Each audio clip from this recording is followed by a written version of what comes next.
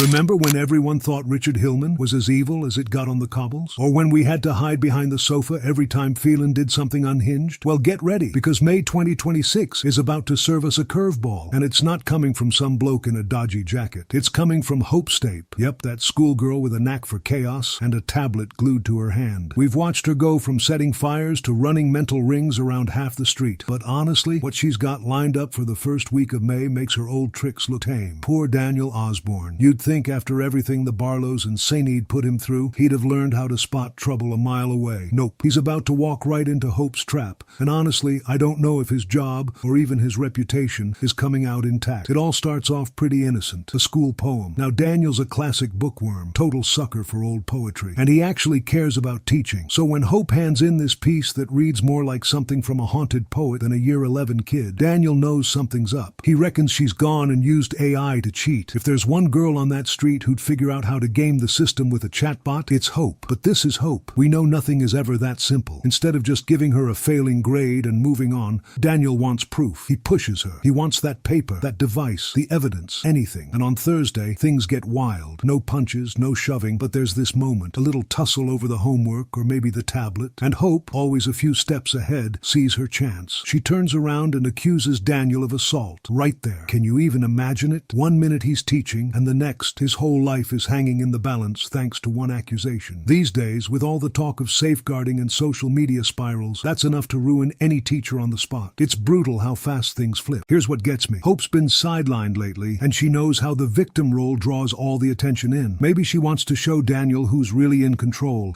or maybe she just misses the spotlight. Either way, she's always calculating, straight from her dad's playbook, only she's upgraded with tech skills. You just know the aftermath is going to be massive. Fizz and Tyrone end up stuck squarely in the crossfire. Fizz, bless her, always wants to see the best in Hope, but Tyrone's seen that look in her eye before. Will they stand by their daughter, even if it means destroying Daniel? Or is this finally the moment they wonder what on earth they've raised? And then there's Ken. He hates anything that drags the Barlow name through the mud. You can picture him already, pacing with the Gazette in hand, trying to figure out where it all went wrong. But the drama isn't stopping there. While Daniel is falling apart, like pouring whiskey on his cereal level falling apart, the street gets hit with something even grimmer. While Hope's playing mind games, Betsy Swain stumbles on a body. A murder. And the forensics? All signs point to number 8, David and Shona's. I've watched David Platt go from cheeky little troublemaker to full-on survivor, but the way he's acting this week, you can see the fear. He finally tells Shona about Jodie, how she weaseled her way in, tried to become her, lied just to get near him. It's twisted, gritty, and honestly, it's what Corrie does best. Some folks reckon David's the killer. I don't buy it, not for a second. He's survived too much to screw things up now, and he's not as careless as people think. Honestly, I've got a feeling someone's setting him up. If Hope can set up a teacher, who's to say someone else isn't pulling the strings over at number 8? It's shaping up to be a proper Corrie week, isn't it? Big crime, family blow-ups, secrets you know are going to explode. We see it every time. The lies we tell to cover ourselves always come out in the end. So, here we are. Daniel's whole career could unravel because of Hope and her scheme. David's marriage is teetering over how far Jodie went. Meanwhile, the killer, bet they're sitting in the Rovers with a cheeky pint,